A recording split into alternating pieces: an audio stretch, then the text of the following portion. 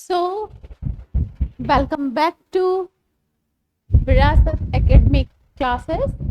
और एक बार हम फिर से हाजिर हैं आपकी इकोनॉमिक्स की क्लास लेकर के। तो बिफोर स्टार्टिंग हम आपको ये बताना चाहेंगे कि हम लोगों ने प्रीवियस लेक्चर्स में क्या क्या पढ़ा। अगर आपने नहीं देखा है तो फॉर श्योर आप उसे देखो, तब जाके आपको ये लेक्चर समझ में आएगा, अदरवाइज फिर आपको कंफ्यूजन बना रहेगा। ठीक है, इकोनॉमिक्स में ये बहुत ज़्यादा ज़रूरी है कि आप एक एक टर्म्स को, एक एक चीज़ों को बहुत ही ध्यानपूर्वक समझें। अगर आपका बेसिक मजबूत है तो फिर फॉर श्योर आपको आगे ज़्यादा डिफिकल्ट नहीं होने वाला। ठीक, तो जस्ट आपको एक रिमाइंड, हमने फर्स्ट लेक्चर में ये पढ़ा कि उपयोगिता क्या है, उपयोगिता को किस तरह से, क्या क्या उसके एजम्पशंस हैं, उसके क्या क्या टाइप्स हैं, ठीक है, और उसको मेजर कैसे किया जाता है, जैसे गणनावाचक है, क्रमवाचक है, इस तरह से उसको मेजर किया जाता है।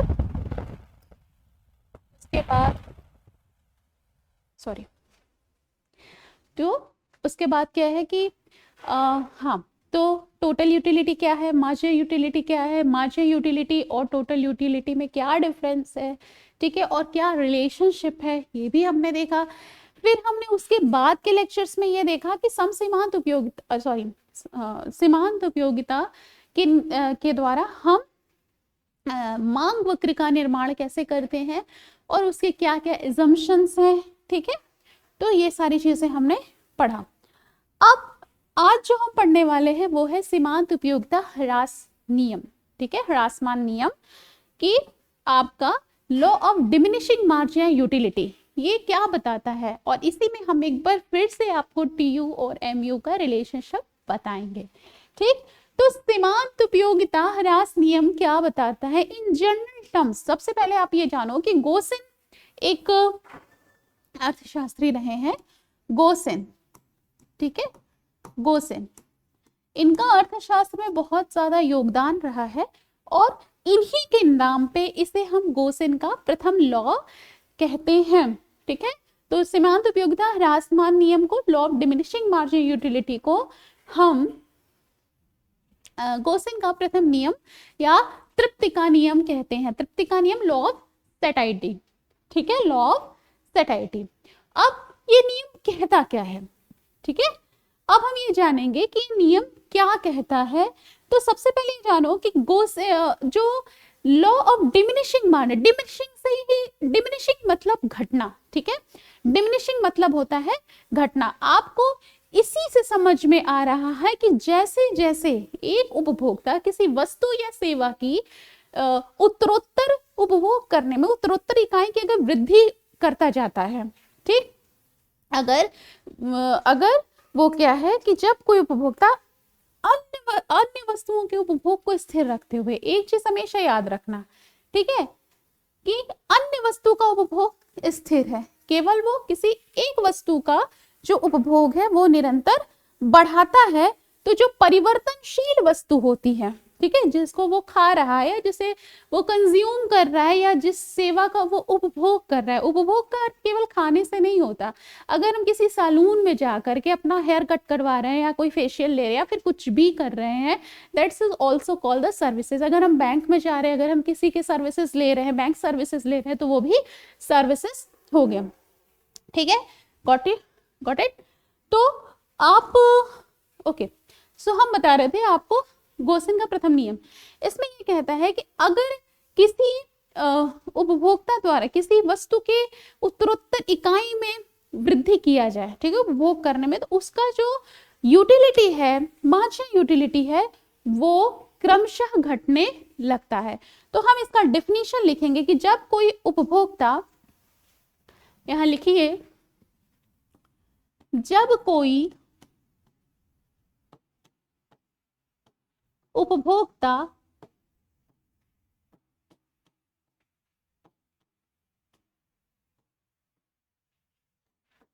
अन्य वस्तु की मात्रा को स्थिर रखते हुए, एक चीज याद रखना, जैसे कि हमने प्रीवियस क्लास में आपको यह भी बताया था कि अन्य बातें समान रहने पर, ऐसे इकोनॉमिक्स में चूंकि हम माइक्रो इकोनॉमिक्स का अध्ययन कर रहे हैं, तो इसमें हमें बताएंगे कि अदर्स जो गुड्स है उसका जो कंजम्पशन है वो कांस्टेंट है। ठीक है, हम किसी एक वस्तु के उपभोग में वृद्धि कर रहे हैं। सपोज करो कि हम जैसे रोटी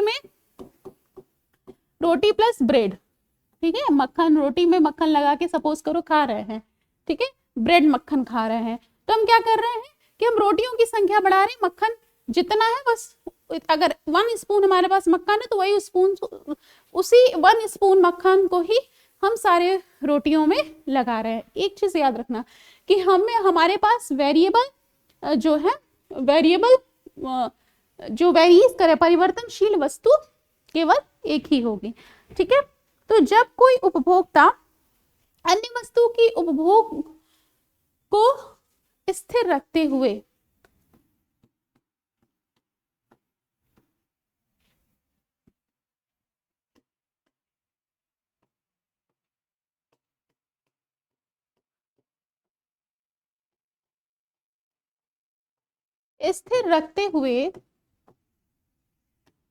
एक चीज याद रखना, जैसे जैसे इस पे लिखा जा रहा है वैसे वैसे अगर आप भी लिखते जाओगे, रिवाइज आपका होता जाएगा और आपको मेंटली बैठ जाएगा कॉन्सेप्ट, ठीक है। तो जब कोई उपभोक्ता अन्य वस्तु के उपभोग को स्थिर रखते हुए किसी परिवर्तनशील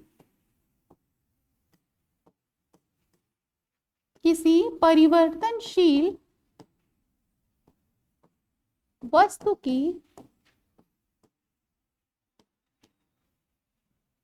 उपभोग में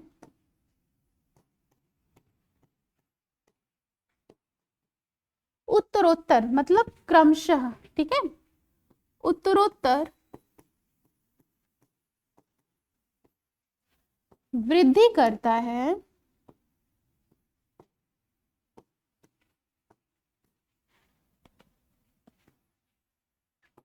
तो,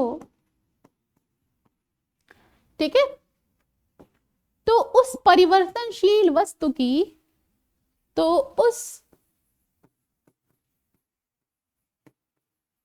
परिवर्तनशील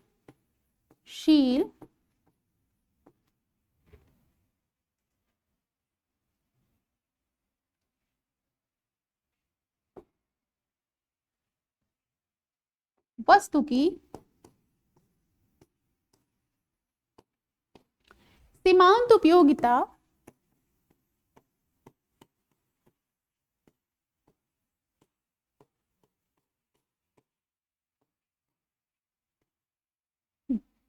घटती जाती है।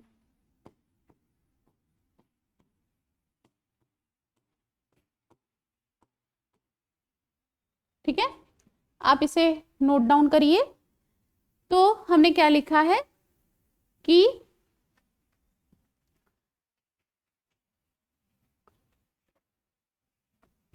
सॉरी,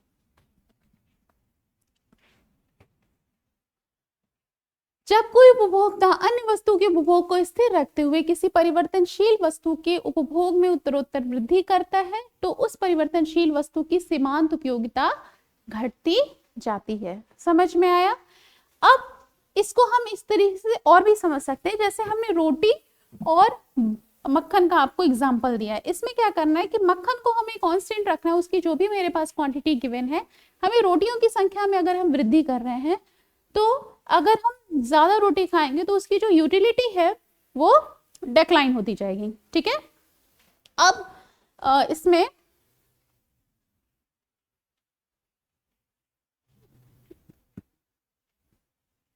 रीजन, ठीक है, हम देखेंगे कि रीजन क्यों डिमिनिशिंग मार्जिनल यूटिलिटी क्यों होती है, उसके क्या क्या कारण क्या है। पहला क्या है कि वस्तुएं एक दूसरे के अपूर्ण स्थानापन्न होती हैं। ओके, अपूर्ण, पूर्ण नहीं है, अपूर्ण, इम्परफेक्ट सब्स्टिट्यूट। क्या लिखना है आपको? Imperfect substitute.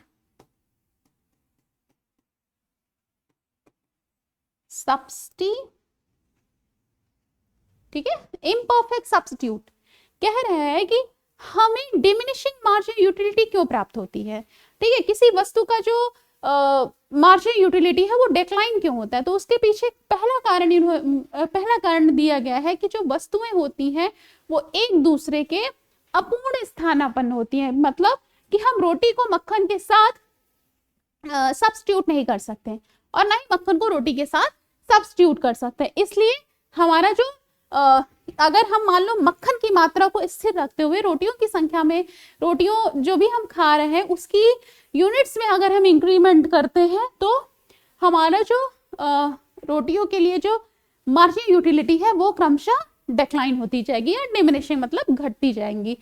उसके बाद सेकेंड रीजन क्या आता है आपका, विशिष्ट आवश्यकताओं की पूर्ति की जा सकती है। देखो हमने जैसे स्टार्टिंग में ही आपको बताया था कि पूरे हमारा जो इकोनॉमिक्स है वो किस पे बेस्ड है, स्कैर्सिटी, प्रॉब्लम ऑफ स्कैर्सिटी पर। ठीक है, प्रॉब्लम स्कैर्सिटी क्या है कि संसाधन दुर्लभ है लेकिन उपभोग करने वाले कई हैं। ठीक, तो हमारे पास जो साधनों की सीमितता है, साधन बहुत कम है, ठीक है, और उसमें ही हमें इस तरह से वितरण करना पड़ता है कि सभी में वो डिस्ट्रीब्यूट हो, सभी को वो प्राप्त हो और सभी के कल्याण में वृद्धि करें। ठीक, तो विशिष्ट आवश्यकता, बट एक चीज ये है कि जब हम किसी चीज को प्राइस, जब हम पर्टिकुलर किसी भी चीज का, मान लो कि हमें रोटी खाना है, उसके लिए हमने पेमेंट किया है, सपोज करो कि 4 लोग एक दुकान पे खड़े हैं और हमें क्या है कि रोटियां खानी है और जो पैसा दे रहा है उसको रोटी मिल रही है। ठीक है, तो एक विशेष समय पे अगर हमारे पास, अगर हम किसी वस्तु का डिमांड करते हैं, ठीक है, और अगर हम उसको उसका पेमेंट करते हैं, कीमत देते हैं, तो वो वस्तु हमें प्राप्त हो जाती है। तो कहने का मतलब इसमें है कि किसी विशेष समय में, ठीक है, विशिष्ट आवश्यकताओं की जो पूर्ति है वो हम कर सकते हैं। ठीक, आगे बढ़ते हैं। अब हम इसमें हम देखेंगे ग्राफ से पहले हम इसको देखेंगे टेबल के थ्रू, और उसमें हम आपको बताएंगे कि मार्जिनल यूटिलिटी और टोटल यूटिलिटी में क्या हो रहा है संबंध। ठीक, ग्राफिकल रिप्रेजेंटेशन और टेबुलर रिप्रेजेंटेशन के हिसाब से। ठीक, तो सबसे पहले हम यहां बनाएंगे रोटियों की संख्या, लिखेंगे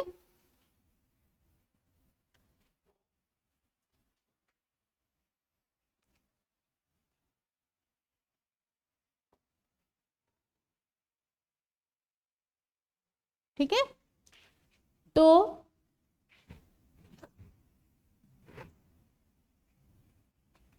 यहां पे हम लिखें रोटियों की संख्या या नंबर ऑफ ब्रेड। ठीक, अब हम डालेंगे क्या कि मार्जिनल यूटिलिटी क्या है, हम डालेंगे यहाँ पे सीमांत उपयोगिता, मार्जिनल यूटिलिटी, और एक हम बनाएंगे आपका कुल उपयोगिता, टोटल यूटिलिटी। ठीक, रोटी की संख्या मान लो कि हमने यहाँ पे डाला 1 2 3 4 5 6, ठीक है, यहां तक बना ले रहे हैं हम। अब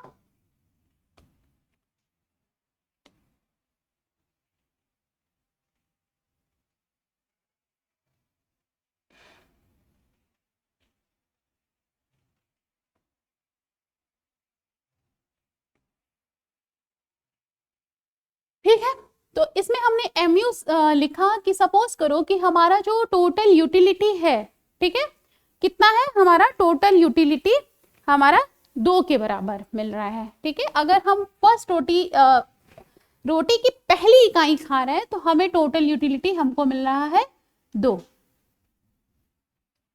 ठीक है, हमको कितना मिल रहा है, 2 मिल रहा है। और जो हमारी मार्जिनल यूटिलिटी है वो भी कितनी होगी, 2 के बराबर होगी, क्योंकि नो चेंज है। ठीक, अब टोटल यूटिलिटी यहाँ पे देखो, सपोज करो कि हमने रोटी की दूसरी इकाई ली, ठीक है, 1 एडिशनल यूनिट हमने लिया, तो टोटल यूटिलिटी कितनी हो गई हमारे पास, 4 हो गई। ठीक, तो मार्जिनल यूटिलिटी कितनी होगी, मार्जिनल यूटिलिटी आपकी हो जाएगा 2 - 2, इसको यहाँ पे 5th लिख दो, समझने में आसान रहेगा। ठीक है, यहां सपोज करो 6 लिख दो। ठीक, तो अब हमने आपको पहले ही भी प्रीवियस भी बताया कि मार्जिनल यूटिलिटी कैसे निकालते हैं, टोटल यूटिलिटी जो अभी है और उसके जस्ट प्रीवियस का, तो 6 - 2 यहाँ पे हो जाएगा 4। ठीक, अब सपोज करो यहाँ पे हम लिखे 8, मतलब 3 रोटी अगर हम खा रहे हैं, रोटी की तीसरी इकाई से हमको कितना मिल रहा है टोटल यूटिलिटी? 8 यूनिट्स के बराबर। तो हम इसको क्या लिखेंगे? ये 2 हो गया। ठीक है, अब सपोज करो कि हमको टोटल यूटिलिटी यहाँ पे मिल रही है 4 यूनिट ऑफ ब्रेड खाने से हमको 9 के बराबर क्या है, 9 यूनिट के बराबर कुल उपयोगिता मिलती है। तो हमारी जो मार्जिनल यूटिलिटी है वो कितनी होगी? 9 - 8 मतलब 1। ठीक है, फिर अगेन जब हम 5वीं रोटी खा रहे हैं, गर्मी लग रहा है, कभी ठंडा लग रहा है, ओके सॉरी।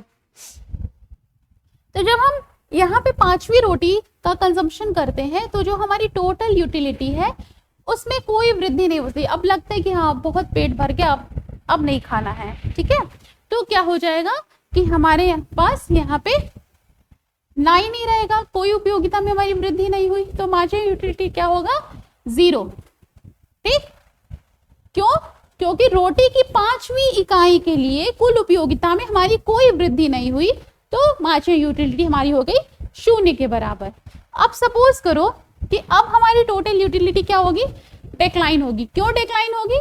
क्योंकि जब हम होता है ना एक पॉइंट पे जब हम कंज्यूम करते जाते हैं, मतलब सपोज करो खा ही रहे हैं कोई भी चीज, अब लगता है पेट भर गया, अब ज्यादा हो जाएगा तो पेट खराब हो जाएगा, एकदम बस मन नहीं है, फिर भी जबरदस्ती अगर कोई खिला ही दे, 6वीं इकाई हमने कंज्यूम ही कर ली, तो क्या हो जाएगा?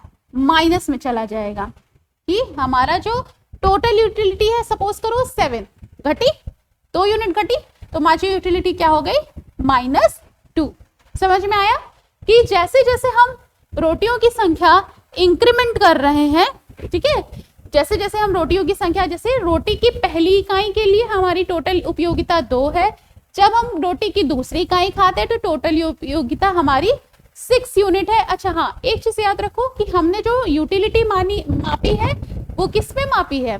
द्रव्य से मापी है। ठीक है, तो हम बताते हैं कि 6 के बराबर हमको 6 यूनिट के बराबर उपयोगिता मिलती है। इस तरह से करते करते क्या होगा, एक ऐसा पॉइंट आएगा, सपोज करो इस पॉइंट पे, इसे हम क्या कहेंगे? पूर्ण संतृप्त बिंदु कहेंगे, पूर्ण तृप्ति बिंदु या पॉइंट ऑफ सैटिसिटी, पूर्ण तृप्ति बिंदु या point of satiety, sorry point of satiety या पॉइंट ऑफ सैचुरेशन भी कहते हैं इसको हम।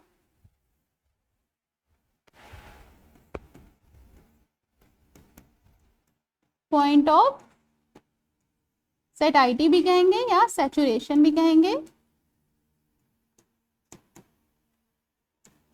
ठीक है, पॉइंट ऑफ सैचुरेशन, इसमें क्या है? मार्जिनल यूटिलिटी हमारी 0। अब एक चीज इसमें नोटिस करने लायक है। क्या नोटिस करने लायक है? सबसे पहले हम मार्जिनल यूटिलिटी को नोटिस करते हैं। मार्जिनल यूटिलिटी आप ये देखोगे कि 2 से जब 4 हुआ है, ये चीज 2 से जब ये 4 हुआ है तो ये क्या हुआ है? इंक्रीज हुआ है। 2 4 4 बड़ा है 2 से, तो 2 से जब 4 हुआ है तो क्या है?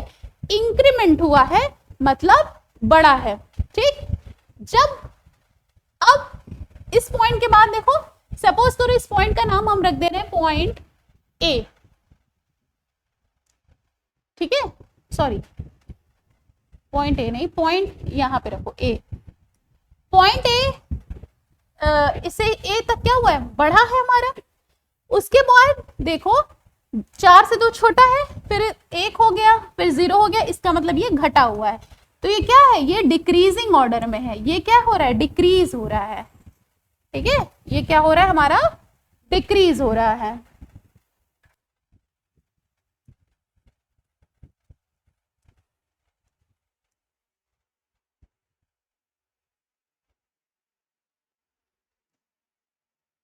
ठीक है, डिक्रीज हो रहा है मतलब कम हो रहा है, मतलब घट रहा है। ठीक है, घट रहा है। अब यहां पे क्या हो रहा है? 0 पे 0 हो गया और -2, -2 ये पूर्णतः निगेटिव हो गया, मतलब ये ऋणात्मक हो गया।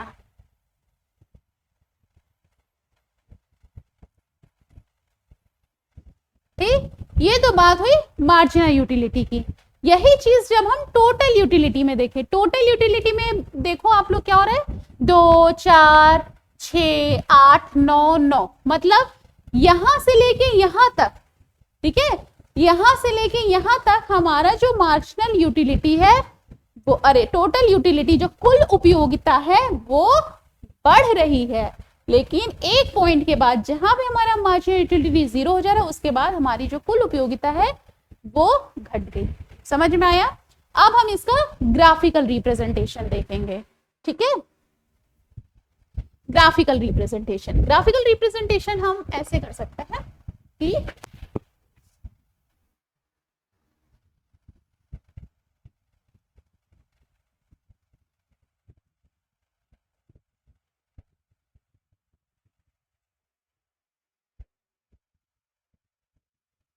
एक पे हम बनाएंगे टोटल यूटिलिटी,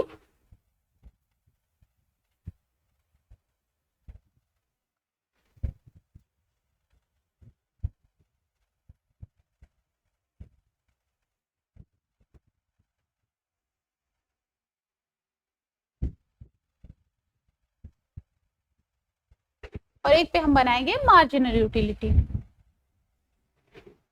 ठीक है, अब हम सबसे पहले देखेंगे टोटल यूटिलिटी। ठीक, यहां पे लिखो कुल उपयोगिता, कुल उपयोगिता।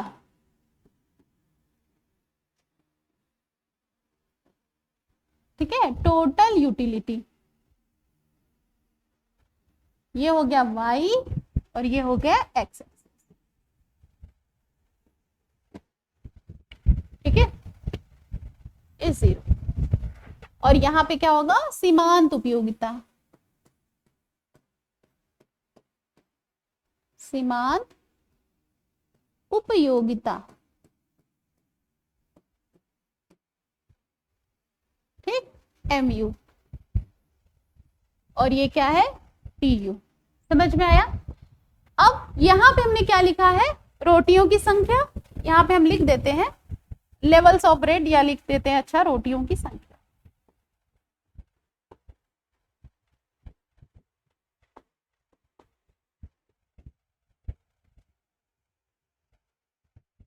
अब हम बनाते हैं, हमने सबसे पहले आपको क्या बताया था कि टोटल यूटिलिटी हमारा इनहांस हो रहा है।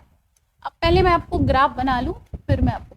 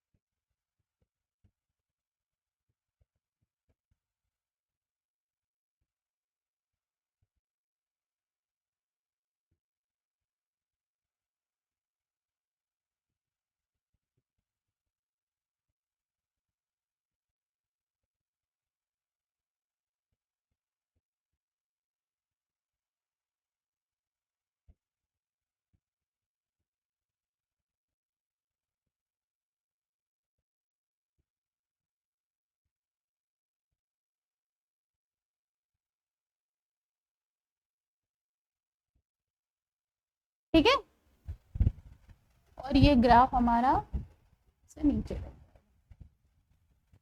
ये हमारा हो गया MU कर्व। ठीक है, मार्जिनल यूटिलिटी कर्व, यहां पे हमने क्वांटिटी रखा, और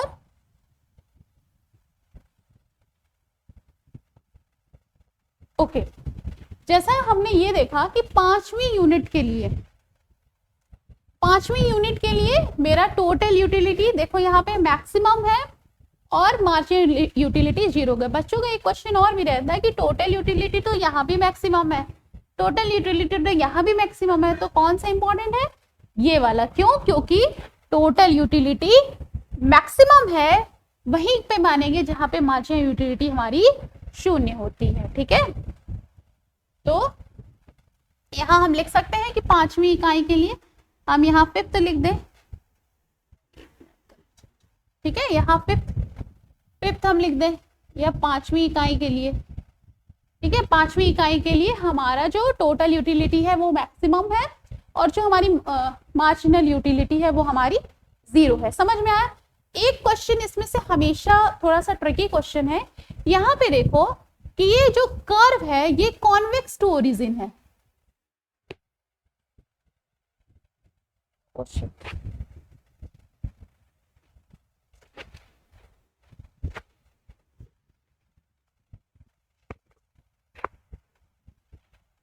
यहाँ पे जो कर्व है ये, अगर हम इसको देखें तो ये क्या है, कॉन्वेक्स टू ओरिजिन है। ठीक है, तो बता रहा हूं आपको, ये क्या है, कॉन्वेक्स टू ओरिजिन।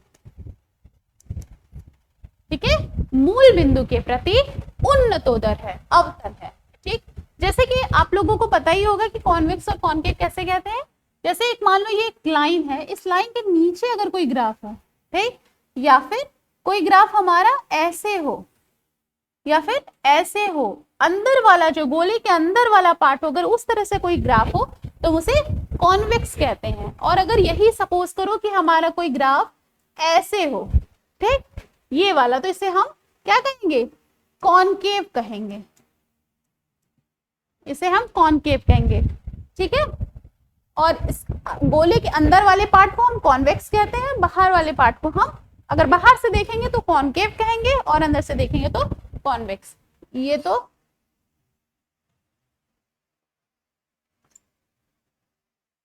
ओके, तो हम यहाँ पे आपको बता रहे थे ये कॉन्वेक्स टू ओरिजिन है, और उसके बाद ये क्या है, कॉनकेव टू ओरिजिन है, मतलब मूल बिंदु के प्रति नतोदर है।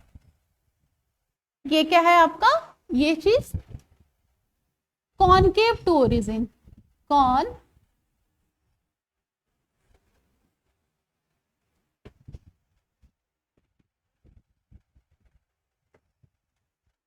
केव टू, ये कॉनकेव है, बस टू में हटा दो, कॉनकेव है। कॉनकेव मतलब होता है नतोदर, और कॉन्वेक्स मतलब होता है उन्नतोदर।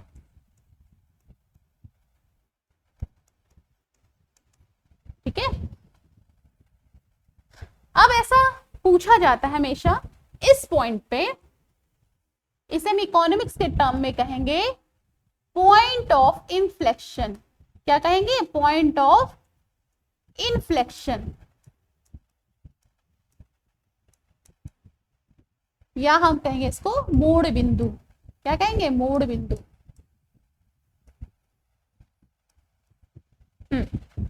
तो कैसे समझ में आया आपको, जब यहाँ पे भी 0 ही मान लो, ठीक, यहाँ पे भी क्या है, लेवल्स ऑफ ब्रेड है। अब हम ये बताना चाह रहे थे आपको कि यहाँ पे पहले एक बार टेबल देखो। सबसे पहले क्या हो रहा है कि हमारा जो एमयू है वो फर्स्ट और सेकंड यूनिट के लिए क्या है, मैक्सिमम है। एमयू अगर टोटल, अगर मार्जिनल यूटिलिटी देखें तो ये 4 नंबर पे हमारा क्या है, मैक्सिमम है। तो यहाँ पे हम 2 लिख सकते हैं,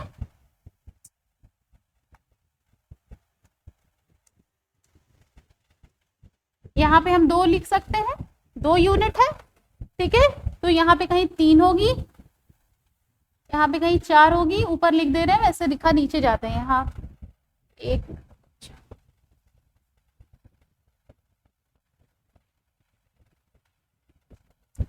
यहाँ पे 3 लिखो, छोड़ो रहने दो।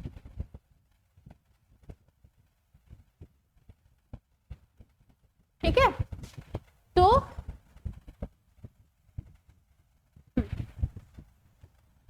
ये क्या मिट गया,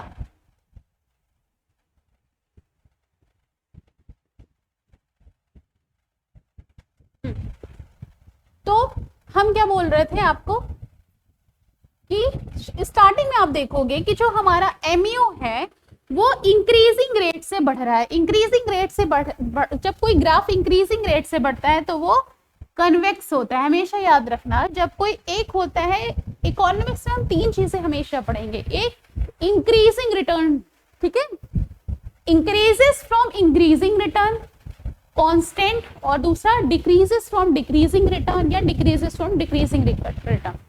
कॉन्वेक्स कॉन्केव में आता है। अभी ये याद रखो कि जब भी कोई function increases from increasing rate, ठीक है, इंक्रीजेस फ्रॉम इंक्रीजिंग रेट, इसको हम लिख देते हैं बढ़ती हुई दर से बढ़ना। क्या कहेंगे? बढ़ती हुई दर से बढ़ना। एक मिनट, ओके। सो बढ़ती हुई दर से बढ़ना, ठीक है, बढ़ती हुई दर से बढ़ना, या फिर यहां में लिखे इंग्लिश में इंक्रीजेस फ्रॉम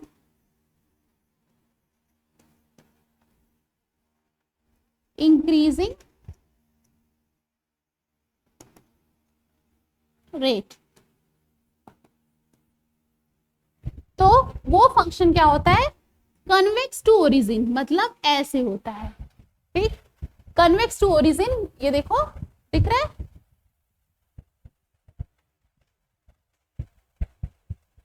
ये ऐसे कन्वेक्स टू ओरिजिन होता है। यहाँ पे देखो कन्वेक्स टू ओरिजिन कहाँ कहाँ है? एक ये है क्योंकि इंक्रीजिंग रेट से बढ़ रहा है, 2 के बाद 4 हुआ था, और ये भी हमारा क्या है? इंक्रीजिंग रेट से बढ़ रहा है। सॉरी,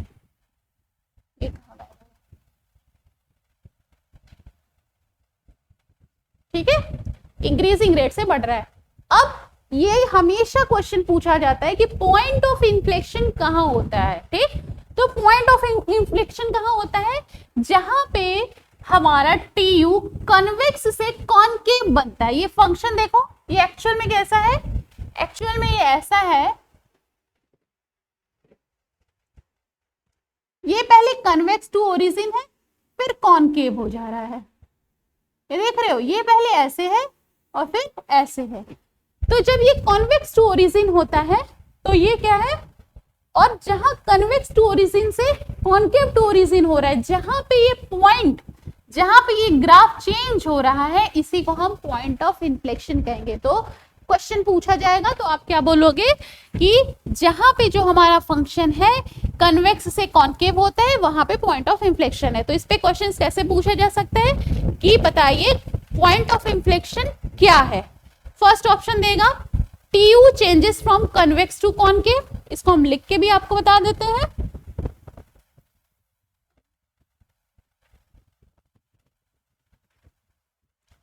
जैसे टीयू चेंजेस फ्रॉम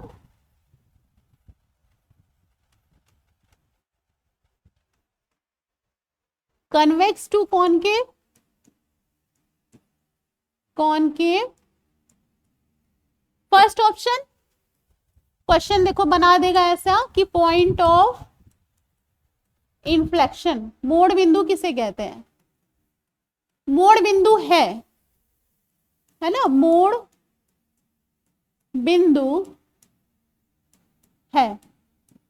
क्या है भैया? क्वेश्चन पूछ लिया, फर्स्ट ऑप्शन दे दिया TU changes from convex to concave, second दे दिया TU changes from concave to convex, ठीक है। तीसरा दे दिया कि एमयू, कुछ भी ऑप्शन दे सकता है, ठीक है। तो इसमें जो सही है वो ये है कि जहां पे टीयू जो है कन्वेक्स से कॉन्केव होता है वहीं पे पॉइंट ऑफ इन्फ्लेक्शन आता है। इससे ज्यादा इसमें क्वेश्चन आएगा नहीं। आप ये याद रखो कि कौन से पॉइंट पे है पॉइंट ऑफ इन्फ्लेक्शन, यही आएगा। दूसरा आप देखो, ये तो सारी चीजें हो गई, ठीक। तो यही है हमारा इसके बाद, हाँ इसके बाद ये देखो टीयू हमारा बढ़ रहा है, टीयू हमारा बढ़ रहा है लेकिन घटती हुई दर से। टीयू इंक्रीज हो रहा है ना, इंक्रीज हो रहा है, बढ़ रहा है, अगर कोई ग्राफ ऐसे है तो ये बढ़ ही ना रहा है, ठीक। एक ग्राफ ये टीयू हमारा टोटल यूटिलिटी बढ़ रहा है लेकिन घटती हुई दर से, ये बात हमेशा याद रखना।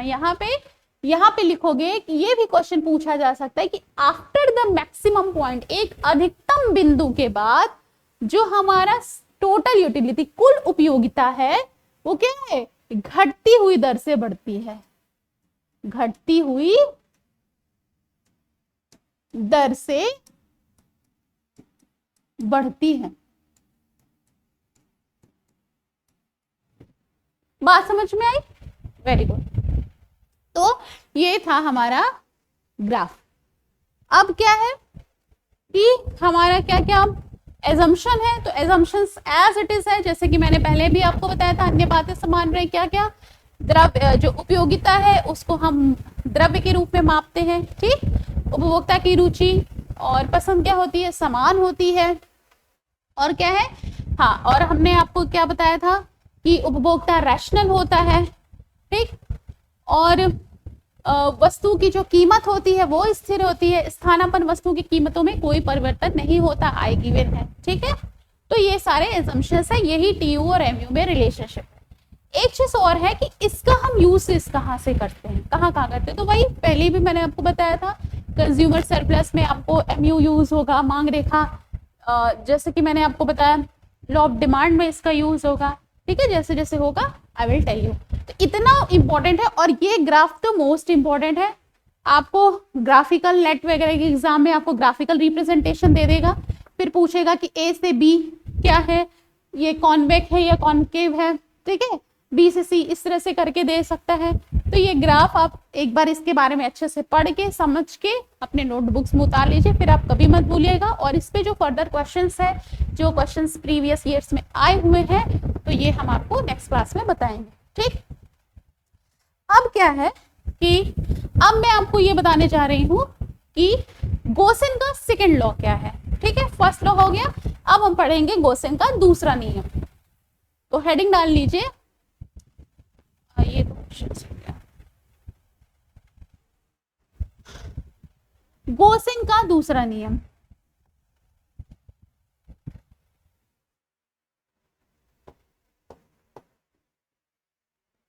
गोसेन का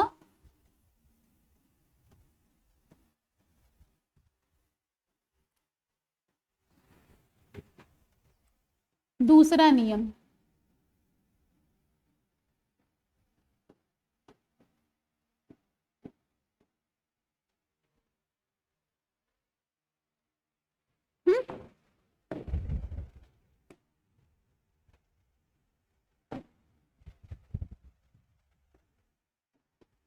गोसेन का दूसरा नियम लिखो इसे, law of equi marginal utility, ठीक है, सम सीमांत उपयोगिता का नियम। क्या कहेंगे इसको, सम सीमांत। अभी हमने क्या पढ़ा, law of diminishing marginal utility. जब हमारा मार्जिनल यूटिलिटी डिक्लाइन हो रहा है या डिमिनिशिंग कर रहा है तो उसे हम गोसेन का प्रथम नियम कह रहे हैं। और जब हम सम इसके आगे लगाएंगे, सम सीमांत उपयोगिता, इसमें जो है कि हम डिफरेंट गुड्स ले लेंगे कि एक्स और वाई और समथिंग एल्स, हम आपको आगे बताएंगे कि सभी से हमें समान मात्रा में सीमांत उपयोगिता होती है, वहीं पर उपभोक्ता अधिकतम संतुष्टि प्राप्त करता है। सम सीमांत उपयोगिता,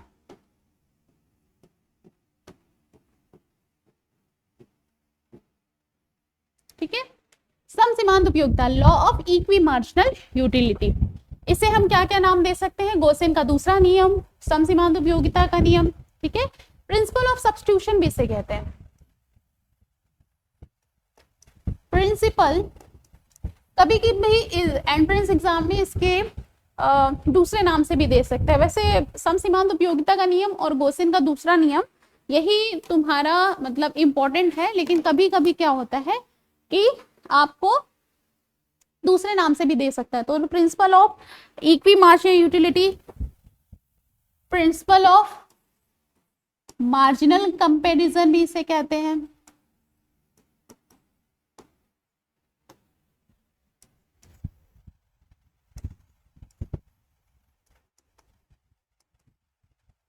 ठीक है, principle of equi marginal utility,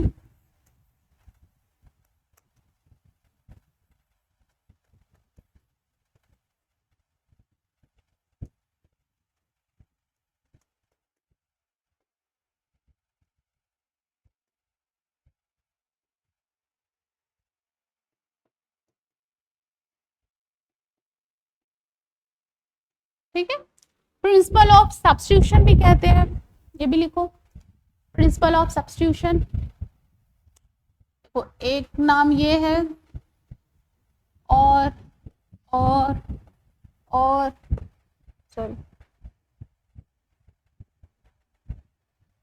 और ये हटाना है,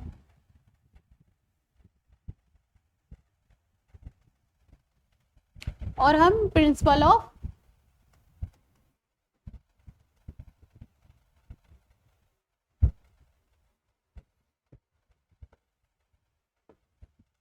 प्रिंसिपल ऑफ सब्स्टिट्यूशन, सब्स्टिट्यूशन ना,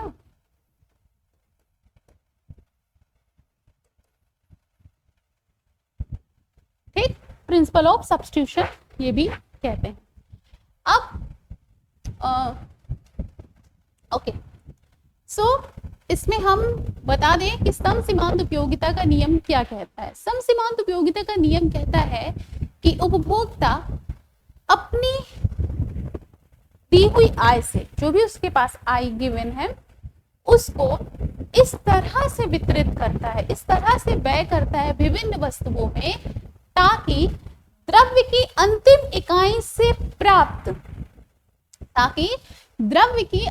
इकाई से प्राप्त जो सीमांत उपयोगिता है वो सभी वस्तुओं के लिए समान है। एक बार आप इसको फिर से सुनिए कि आपका समसीमांत उपयोगिता का नियम क्या कहलाता है, कि जो मनुष्य की आय होती है वो सीमित होती है, ठीक, और समसीमांत उपयोगिता का नियम ये कहता है कि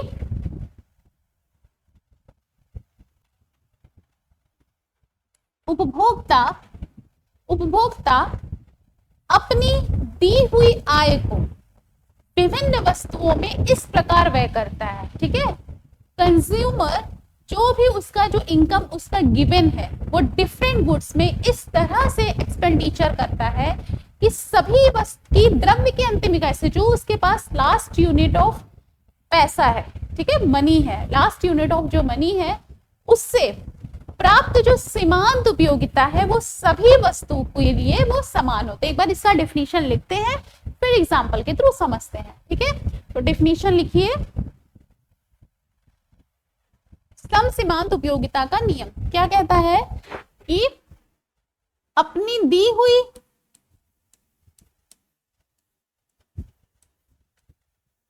हुई आय को विभिन्न वस्तुओं में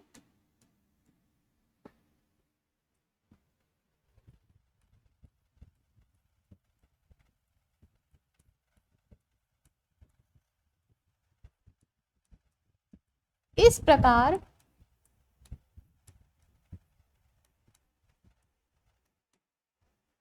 वितरित करता है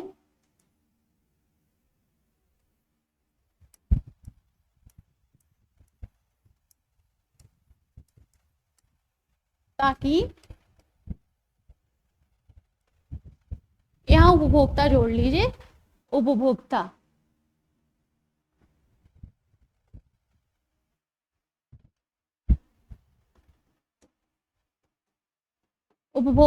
अपनी दी हुई आय को विभिन्न वस्तुओं में इस प्रकार वितरित करता है, या फिर विभिन्न वस्तुओं पर लगा दो, यहाँ पे पर भी लगा सकते हो, पर इस प्रकार व्यय करता है,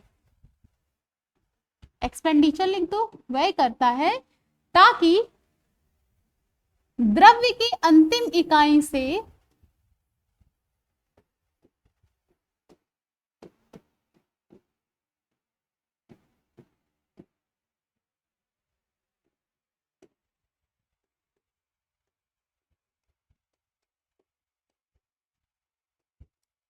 प्राप्त उपयोगिता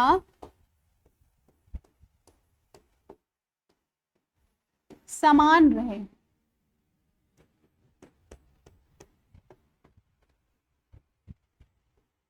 ठीक है, इसमें एक चीज और जुड़ेगा, उपभोक्ता अपनी दी हुई आय से अधिकतम संतुष्टि प्राप्त करने के लिए, दी आय से, यहां पे लिखो अधिकतम संतुष्टि प्राप्त करने के लिए,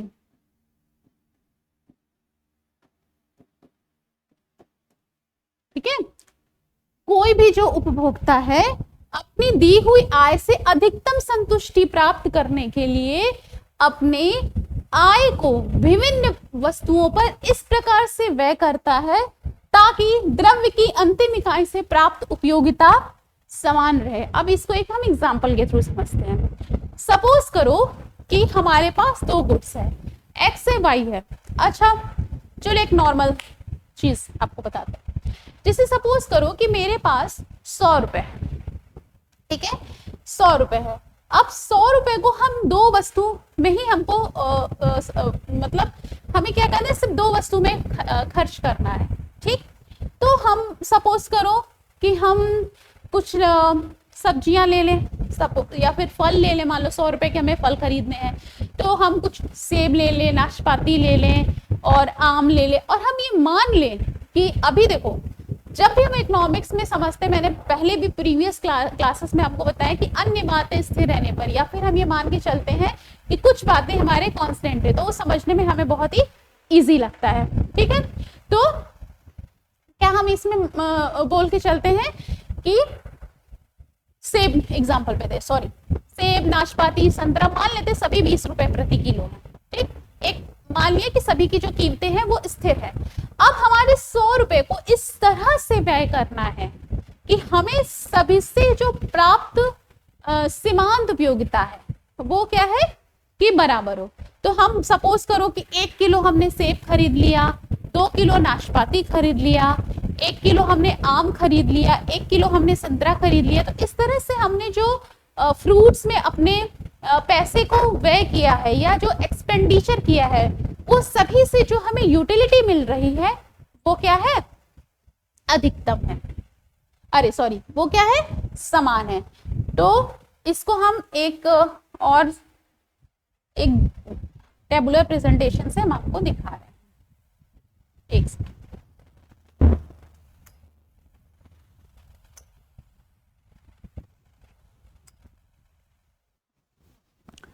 इसमें सपोज करो कि हमने ये, अगेन हम एग्जांपल वही रोटी की संख्या का लेंगे।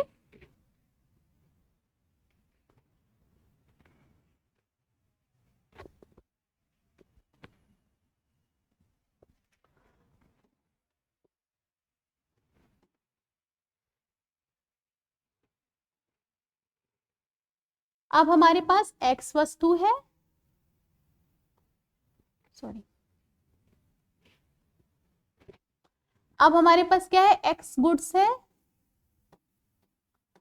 और यहां पे हम लिखेंगे y गुड्स है। ठीक है, और यहां पे हम क्या लेंगे, द्रव्य की इकाई या unit of money, unit of money,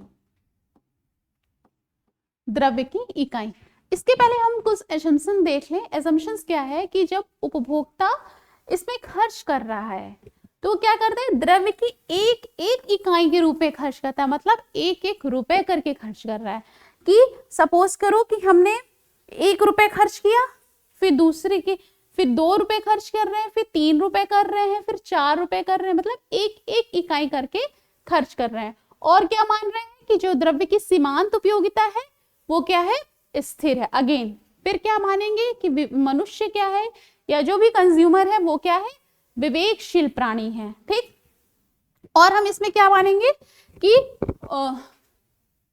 okay, तो 4-5 assumptions हैं, लिखवाना तो नहीं पड़ेगा। पहले भी मैंने प्रीवियस लेक्चर में भी आप लोग को ये सारे एजम्पशंस बताए हैं। Law of diminishing marginal utility का भी इसमें चलेगा। हाँ, इसमें एक चीज मान सकते हो कि जब हम ग्राफिकल रिप्रेजेंटेशन या टेबुलर रिप्रेजेंटेशन कर रहे हैं तो उस टाइम पीरियड के लिए हम मान रहे हैं कि प्राइस ऑफ एक्स और प्राइस ऑफ वाई बराबर है। ये मान्यता में नहीं चलेगा, ठीक है, ये मान्यता नहीं, अभी हम मान रहे हैं, लेकिन मान्यता में बस आप लिखोगे पहला कि उपभोक्ता हमारा विवेकशील प्राणी है या रैशनल है, उसकी रुचियां पसंद समान है। फिर आप ये लिखोगे कि जो द्रव्य की एक इकाई करके खर्च कर रहा है और यूटिलिटी को हम किस में माप रहे हैं, प्राइस में, अरे मनी टर्म्स में माप रहे हैं, ठीक है। यूनिट ऑफ मनी सपोज करो 1 रुपए, 2 रुपए, 3 रुपए, हम मान के चल रहे हैं कि सपोज करो उपभोक्ता के पास टोटल 8 रुपए है, ठीक है, 8 रुपए उसके पास है। तो 1 यूनिट, 2 यूनिट, 3 यूनिट किसका, मनी का, 4, 5, 6, 7, 8, ठीक है। और एक्स गुड्स पे अगर 1 रुपए वो खर्च कर रहा है तो इसे 18 के बराबर यूटिलिटी मिल रही है।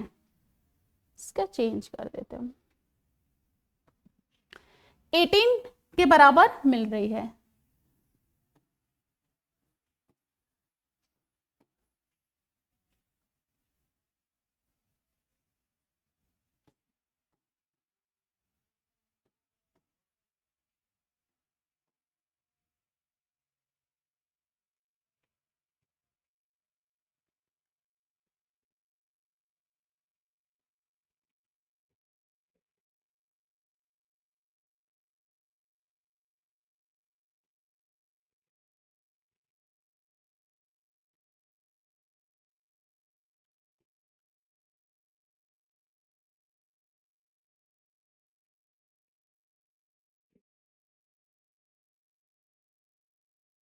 ओके, तो ये जो 18, 16, 14, 12, 10, 8, 6 मैंने लिखा है, ये सभी क्या है, यूटिलिटी को डिनोट कर रही है, ठीक है। अब इसको इस तरह से समझा जाता है कि अगर मान लो कि कोई उपभोक्ता 1 रुपए या 8 रुपए है उसके पास और 8 में से 1 रुपए वो खर्च कर रहा है अगर एक्स गुड पे, तो उसे 18 के बराबर उपयोगिता मिल रही है, ठीक है। अगर वो 1 रुपए, कंपैरिजन इसमें देखो, कंपैरिजन बहुत इंपॉर्टेंट है, कंपैरिजन कर लेंगे आप लोग तो कर पाएंगे। यहाँ पे देखो कि अगर वो 1 रुपए एक्स गुड पे खर्चा कर रहा है तो उसे 18 के बराबर क्या मिल रहा है, यूटिलिटी मिल रहा है। अगर वही वो 14 के बराबर अगर वो वाई गुड पे खर्चा कर रहा है तो इसको कितना मिल रहा है, अगर 1 रुपए इसका खर्च करे, 1 रुपए इस पे खर्च करे तो इस पे तो 14 के बराबर यूटिलिटी मिल रहा है, इस पे 18 के बराबर यूटिलिटी मिल रहा है, तो ज्यादा कौन है, एक्स गुड से हमें यूटिलिटी ज्यादा मिल रही है।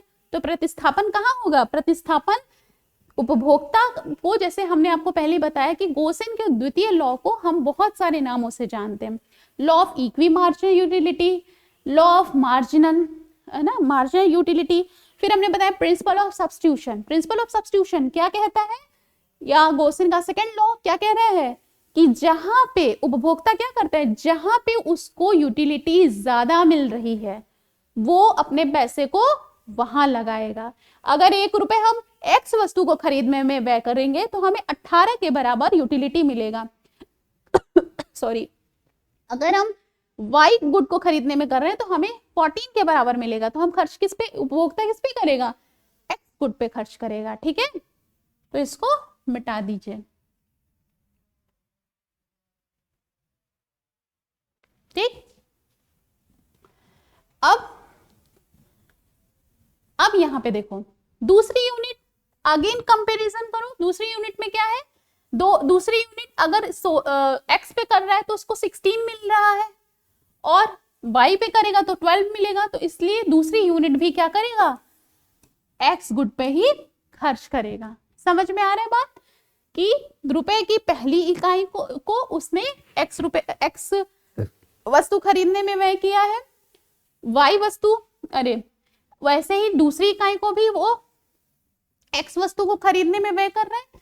अब तीसरी इकाई को देखो, अब देखो तीसरा, अगर तीसरा इकाई, ठीक है, तीसरे रुपए को वो क्या कर रहा है, x खरीदेगा कि y खरीदेगा। हम सपोज करो मान रहे हैं कि दोनों का ही प्राइस 1-1 रुपए है, ठीक है, और मेरे पास अब तीसरी इकाई, मतलब तीसरा हमारे पास सिक्का निकला कि अब 1 रुपए का हम क्या खरीदे। अब देखो y गुड को खर्च अगर यहाँ पे करेगा 1 रुपए को तो भी 14 के बराबर मिलेगा, यहाँ पे करेगा तो भी 14 के बराबर मिलेगा, ठीक है। दोनों में से वो किसी पर भी खर्चा कर सकता है, तो हम मान लेते हैं कि y गुड पे करेगा, मान सकते हैं, इसको भी मान सकते हैं, कोई ऐसा रूल नहीं है। और चौथी इकाई को भी वो यहीं पे खर्चा करेगा भाई, जहां पे ज्यादा मिलेगा। अब यहाँ पे देखो अगेन पांचवी, आगे देखो 4 रुपए खर्च कर दिया, 1 रुपए यहाँ पे किया, 2 यहाँ किया, 3 पे यहाँ किया, चौथे पे यहाँ किया, पांचवी जो रुपए की उसके पास इकाई है वो कहाँ खर्च करेगा, इस पे भी कर सकता है, अगेन इस पे भी कर सकता है, ठीक है। छठी इकाई क्या करेगा, इस पे 10 के बराबर हमको मिल रहा है यूटिलिटी, यहाँ पे भी 10 के बराबर मिल रहा है, 7th यहाँ पे भी कर सकता है। अब 8 पे देखो, 8 पे क्या हो रहा है, उसके पास क्या है, उसके पास टोटल 8 रुपए ही है, तो यहाँ पे देखो 1 2 3 4 5 6, सॉरी ये 7 होगा ना, ओके ओके ओके, यहाँ 5 हो या 6 होगा, 6 यहाँ 7 और यहाँ पे 8। समझ में आया आपको कैसे, कि हमारे पास 8 रुपए है, टोटल 8 रुपए है, और हम ये मान के अभी चले कि एक्स गुड और वाई गुड की कीमत समान है, और हम ये क्या मान रहे हैं कि मान लो कि 1-1 रुपए ही है। तो अगर हम 1 रुपए इस पे एक्स पे खर्चा करेंगे तो हमको 18 के बराबर मिल रहा है, और अगर इस पे करेंगे तो 14 के बराबर मिल रहा है, इसलिए हम किस पे खर्च करेंगे, हम एक्स गुड को खरीदने में खर्च करेंगे। ऐसे ही 16 और 14 में कंपैरिजन करो, तो 16 बड़ा है तो हम दूसरी यूनिट भी रुपए का इस पे खर्च करेंगे। फिर हमारा 14 ये भी है, 14 ये भी है, तो भाई अगर हमें दोनों से यूटिलिटी समान मिल रही है तो हम चाहे y खरीद ले चाहे x, अब पर्टिकुलरली हम x को 2 यूनिट खरीद ही चुके हैं, तो हम तीसरा यूनिट किसको खरीदेंगे, y को खरीद लिए। फिर ऐसे ही चौथा यूनिट खर्च करके हमने x को भी खरीद लिया, ठीक है। फिर 5वें में ये, 6ठे में ये, 7वें में ये, 8वें में। अब देखो 8 के बाद कोई संख्या नहीं देगा, क्यों, क्योंकि हमारे पास 8 ही रुपए तो था, ठीक। अब यहाँ पे देखो इस पॉइंट पे इसका मतलब क्या है, गिनो 1 2 3 4 5, टोटल 5 यूनिट, ठीक है। 5 यूनिट वो खरीदेगा किसको, 5 यूनिट्स ऑफ एक्स गुड। बात समझ में आई कि वो कितना खरीदेगा, कि जो हमारा कंज्यूमर है, कंज्यूमर 5 यूनिट एक्स गुड का खरीदेगा, और वाई गुड का कितना खरीदेगा, 1 2 3, ठीक है, 3 यूनिट ऑफ वाई गुड। बात समझ में आई, इसमें क्या है कि 5 गुड वो एक्स का खरीदेगा, 3 यूनिट वो वाई गुड का खरीदेगा, तो उससे क्या होगा कि उपभोक्ता अपने सीमित आय को इस तरह से डिस्ट्रीब्यूट करेगा कि उसको मैक्सिमम सेटिस्फेक्शन हो। तो हम इसका इक्वेशन भी लिख सकते हैं, तो इसका इक्वेशन हम कैसे लिख सकते हैं, इसका इक्वेशन हम लिख सकते हैं 5x, क्योंकि x की 5 इकाइयां खरीद रहा है, और 3 ऑफ y, और उसका टोटल इनकम कितना था, 8 रुपए, हमने 8 बनाया ही है क्योंकि ये 1 है, ठीक है, ऐसे ही ना लिखते हैं। अभी ये हम आपको आगे बताएंगे, लेकिन फिलहाल आप ये जानिए, ठीक। अब एक चीज और आप इसमें देख लो,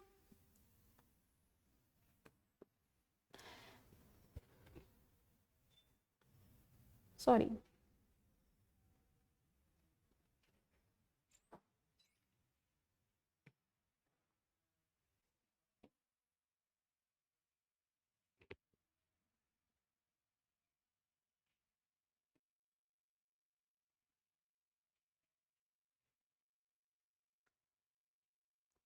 मान लो कि हम यहाँ पे 2 गुड खरीद रहे हैं, मानना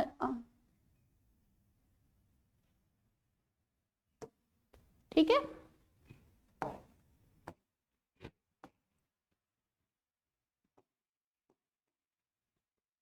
यहाँ पे हमने y एक्सेस, यहाँ पे हम लिखते हैं x एक्सेस, और सपोज करो हमने यहाँ लिखा, ये हमने लिखा वस्तु गुड x, ठीक है, गुड y, x वस्तु और y वस्तु, ठीक। अब क्या है कि अगर मान लो हम ग्राफिकल रिप्रेजेंटेशन करें 5 यूनिट और 3 यूनिट, जो भी हम आपको बता रहे थे, सॉरी,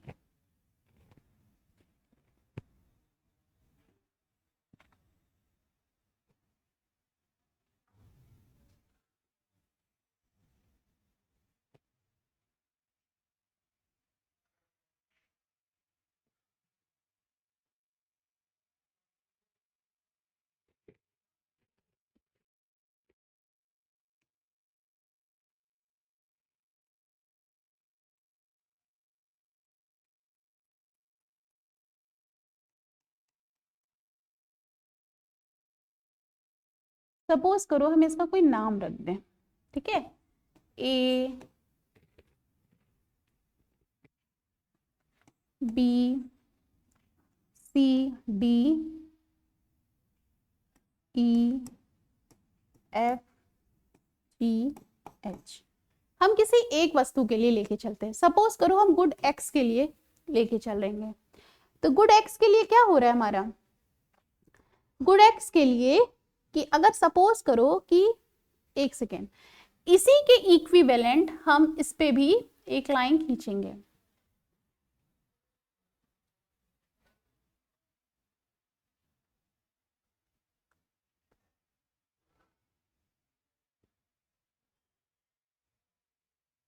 ओके, एक सेकेंड,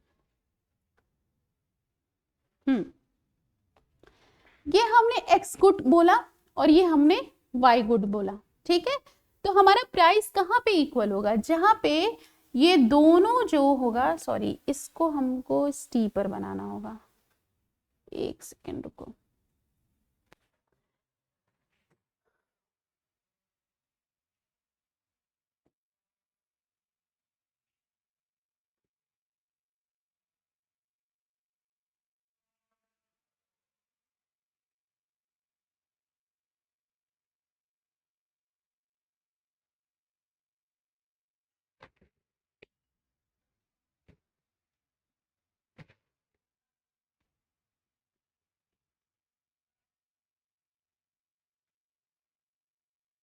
अब ये सही है, ठीक है, ये और ये देखो इक्वल है, इस वाली लाइन को थोड़ा सा,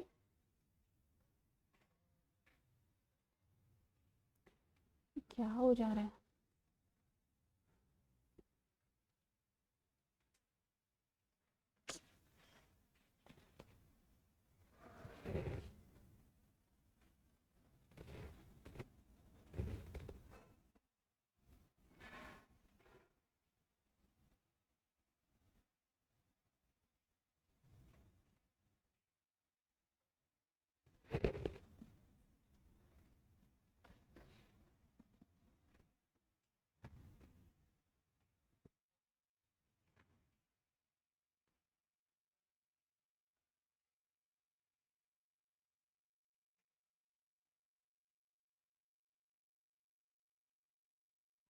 ओके। तो यहाँ पे देखो इस पॉइंट पे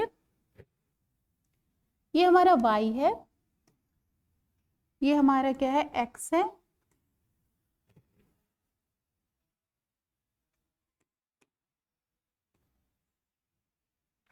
okay.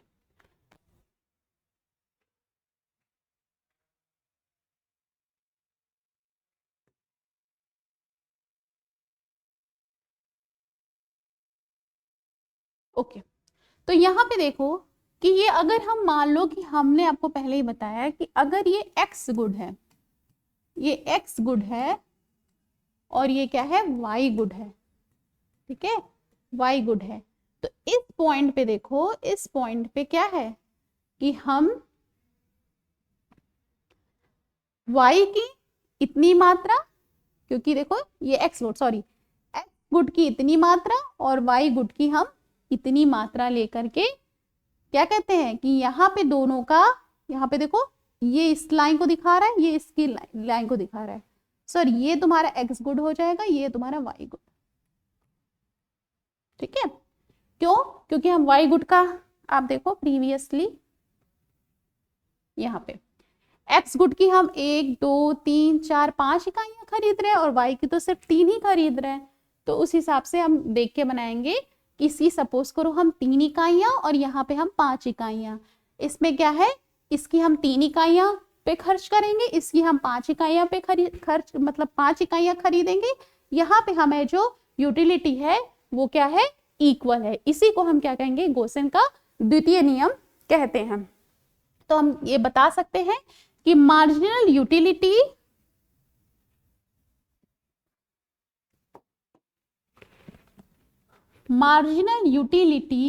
Of x equal to, पहले ही बताया था मैंने, px, ये बनाया था।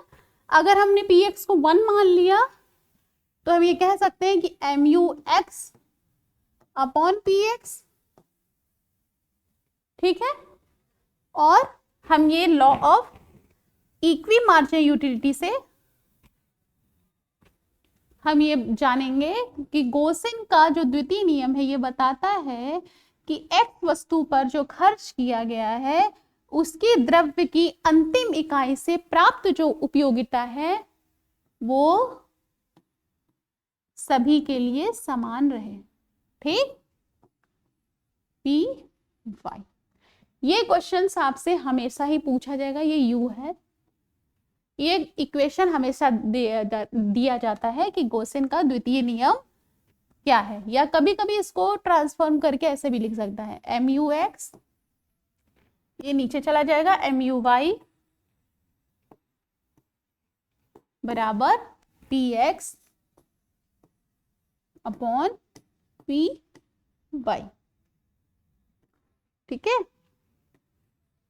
ये है क्या है, फिर से आप जानो कि marginal utility of x, x की जो सीमांत उपयोगिता है वो क्या है, उससे में उस द्रव्य की जो अंतिम इकाई से प्राप्त जो उपयोगिता है, प्राइस ऑफ x, ये क्या है इसके बराबर है, mu(y) क्या है बराबर है, और गोसेन के द्वितीय नियम के according mu(x) upon px equal to mu upon y रहता है। अगर मान लो कि इस तरह से आपके x good, y goods and so on बहुत सारे गुड्स हो, तो हम इसको लिख सकते हैं, क्या लिख सकते हैं, mu(x) upon px mu(y) upon py dot dot dot mun, n मान लो बहुत सारा n गुड्स अपॉन pn, ठीक है। यह है गोसेन का द्वितीय नियम, ठीक है। तो आज की क्लास के लिए बस इतना ही, और अब हम नेक्स्ट वीक से ट्राई करेंगे कि आपको प्रीवियस ईयर के क्वेश्चंस आंसर भी कराएं। Thank you.